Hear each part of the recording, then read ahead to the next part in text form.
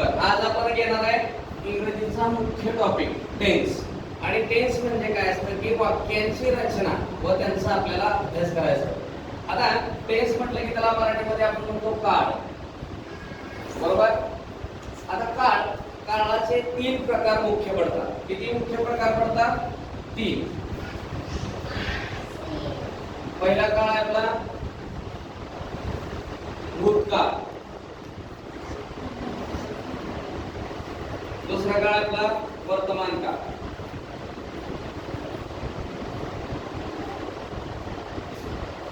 आणि तिसरा काळ आपला भविष्य काळ.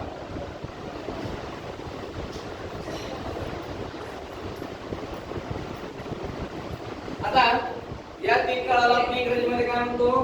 पास्ट. भूतकाळाला आपण काय म्हणतो? पास्ट. वर्तमान काळाला म्हणतो आपण प्रेझेंट, आणि भविष्य काळाला म्हणतो आपण फ्युचर, बरोबर. आता पहिला काळ पास्ट टेन्स, सेकंड काळ प्रेझेंट टेन्स, आणि थर्ड काळ फ्युचर टेन्स. आता तिन्ही काळामध्ये पास्ट म्हणजे काय असतं की घडलेल्या घटना, बरोबर. म्हणजे एखादी गोष्ट घडून गेलेली असते.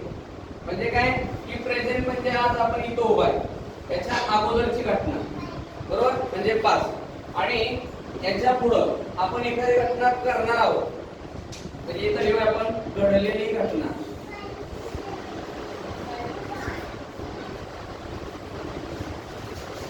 बरोबर. प्रेझेंट म्हणजे चालू घटना,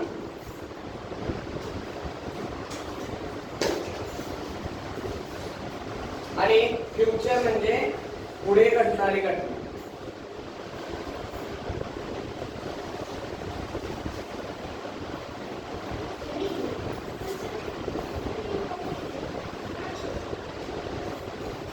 आता घटनाला आपण वेळ देखील म्हणू शकतो. घटनाला आपण वेळ पण म्हणू शकतो, किंवा एखाद्या गोष्ट पण म्हणू शकतो. आता हे झालं आपलं की एखादी गोष्ट पाठीमागे घडली, म्हणजे मी काल जेवण केलं होतं, मी सकाळी जेवलो होतो. ती जर चालू काळामध्ये करायचं असेल तर मी सध्या जेवत आहे, बरोबर. आणि जर भविष्य काळामध्ये असेल तर मी जेवणार आहे. म्हणजे काय की पुढे जाणाऱ्या आता चालू घटना आणि पाठीमागची घटना, बरोबर. आता याचे मुख्य 4 प्रकार पडतात. उपप्रकार किती आहेत त्याचे? 4 प्रकार पडतात, बरोबर. आता 4 उपप्रकारापैकी आपण एक काळ बघूया.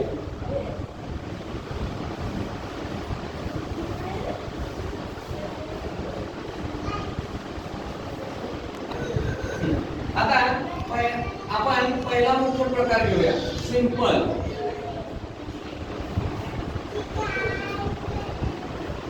सिंपल टेन्स म्हणजे काय की सिंपल मध्ये आपण साधं वाक्य म्हणतो. त्यामध्ये कोणतीही ऍक्शन किंवा कोणतीही क्रिया चालू किंवा पूर्ण किंवा अपूर्ण असं दाखवलं जात नाही.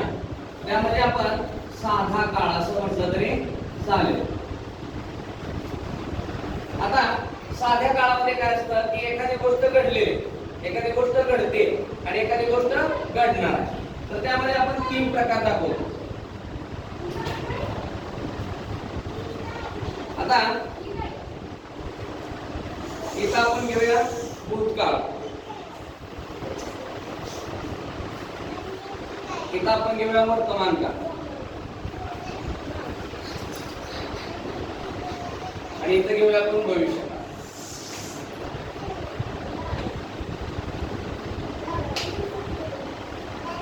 त्याला आपण इंग्रजीमध्ये काय म्हणणार? भूतकाळासाठी पास्ट टेन्स, पास्ट, प्रेझेंट आणि फ्युचर. आता एक वाक्य बघूया आणि त्या वाक्यानुसार आपण ऍक्शन बघूया. आता कोणतीही घटना किंवा कोणत्याही काळाचं जर वाक्य तयार करायचं असेल तर त्यासाठी आपल्याला एखादी ऍक्शन घडलेली असते किंवा एखादी कृती करावी लागते. त्याला आपण ऍक्शन वर्ड असं म्हणतो, ऍक्शन म्हणतो. जर ऍक्शन नसेल तर कोणताही काळ करता येत नाही. उदाहरणार्थ काय? खाणे, त्याला आपण इंग्रजी म्हणतो ईट, बरोबर. जाणे, त्याला म्हणतो आपण गो. येणे,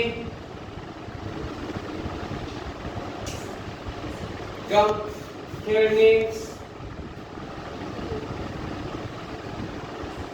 प्ले. या झाल्या ऍक्शन वर्ड किंवा ऍक्शन किंवा आपण याला वर्ब असं म्हणू शकतो. वर्ब म्हणजे क्रियापद.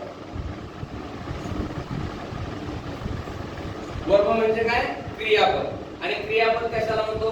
पद हा शब्द आपण एखाद्या शब्दासाठी वापरला जातो आणि क्रियाचं पद म्हणजे क्रिया करणारा शब्द त्याला आपण क्रियापद असं म्हणतो. आता हे चारी पण क्रियापद आहे, बरोबर? त्यातला आता एक घेऊया आपण, कोणतं घ्यायचं? प्लेच घेऊया. प्ले.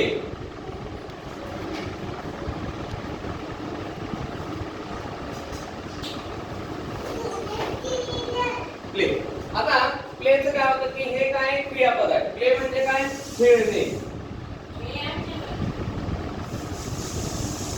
आता खेळणे हे क्रियापद जर आपल्याला भूतकाळात वापरायचं असेल तर आपण काय म्हणतो की मी खेळलो आहे, सॉरी मी खेळलो होतो. आपण काय करतो? भूतकाळामध्ये होतो हा शब्द वापरतो आणि खेळण्याला आपण काय करतो? खेळलो, बरोबर? वर्तमान काळामध्ये काय म्हणतो आपण?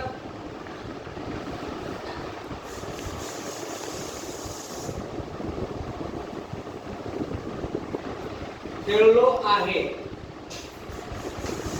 आणि भविष्य काळामध्ये आपण काय म्हणणार? खेळणार आहे.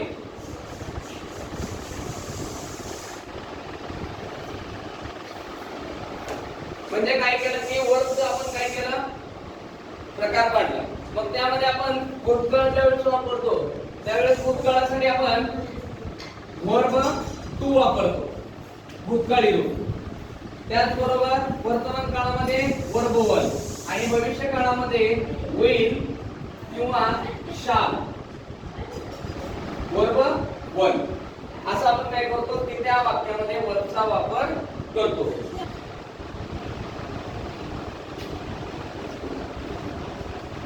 आता वर्ब टू भूतकाळासाठी वापरतो म्हणजे घटना घडलेली असते.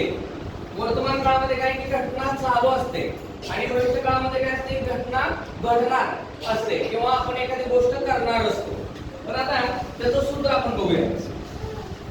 Subject plus verb two plus object. आता एस म्हणजे काय? तर सब्जेक्ट म्हणजे कर्ता, की वाक्यामध्ये कोणतं कर्ता असतो. आणि ऑब्जेक्ट म्हणजे काय? की वाक्यामध्ये एखादं जे कर्म असतं. उदाहरणार्थ जे काय राहिलेला भाग थोडक्यात म्हणायला तर वाक्याचा राहिलेला भाग वर्ब आणि सब्जेक्ट सोडून. वर्तमान काळामध्ये काय असतं? Subject plus verb one plus.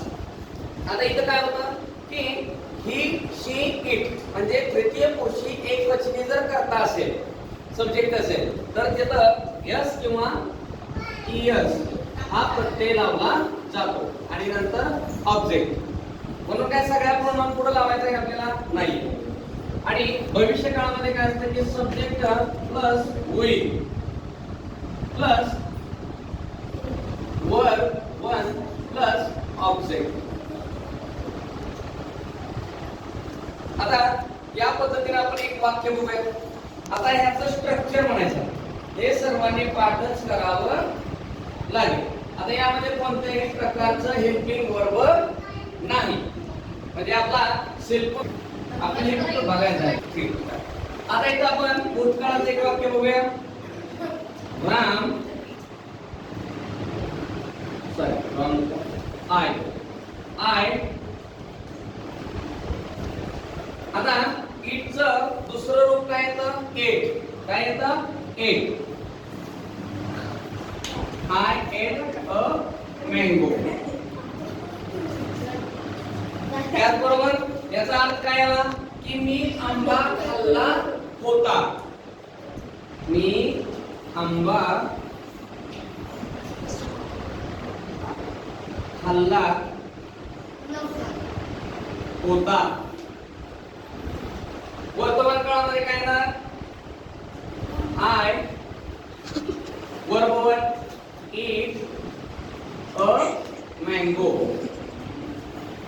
जसं काय येणार? मी आंबा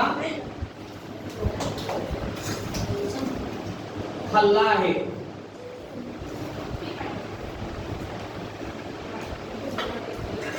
आणि फ्युचर टेन्स म्हणजे आपल्याला काय येणार? I will eat a mango. म्हणजे काय? मी आंबा खाणार आहे.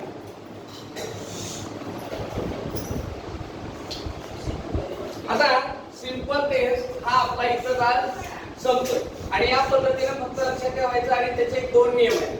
ते 2 नियम पहिला लक्षात ठेवायचं की साध्या काळामध्ये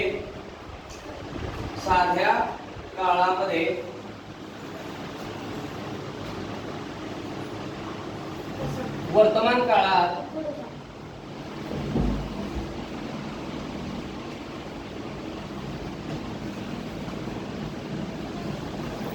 वर्ब 1 चा वापर केला जातो. इतर ठिकाणी कुठेही वर्ब 1 चा वापर कोणत्याही काळात केला जात नाही. दुसरा, साध्या भूतकाळामध्ये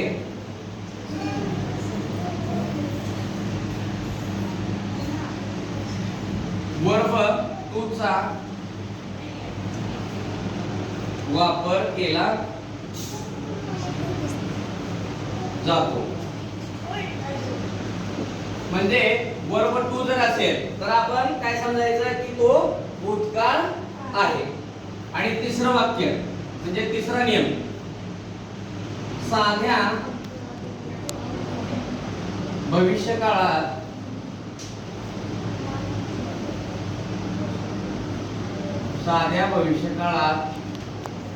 will प्लस वर्ब 1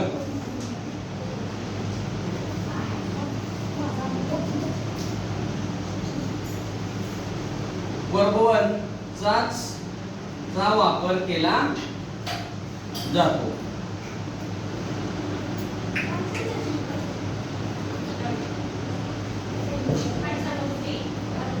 कारण हे 3 नियम लक्षात ठेवायचे की साध्या काळामध्ये कुठलाही हेल्पिंग वर्ब नाही. वास्तवामध्ये काय केलं जातं? वर्ब 2 वापरलं जातं. वर्तमान काळामध्ये वर्ब 1 वापरलं जातं आणि भविष्य काळामध्ये will प्लस वर्ब 1 वापरलं जातं. म्हणजे वाक्य ओळखत असताना आपल्याला ओळखण्यासाठी, आयडेंटिफाय करण्यासाठी काय करावं लागतं? वर्ब 2 भूतकाळ, वर्ब 1 प्रेझेंट टेन्स आणि will eat म्हणजे फ्युचर टेन्स. अशा पद्धतीने एकदम सोप्या पद्धतीने आपण टेन्सचे, सिंपल टेन्सची मांडणी केलेली आहे. आणि मला वाटतं सर्वांच्या लक्षामध्ये आलं असेल. आणि एकदम सोप्या भाषेत असंच आपण सर्वांना शिकवत असतो.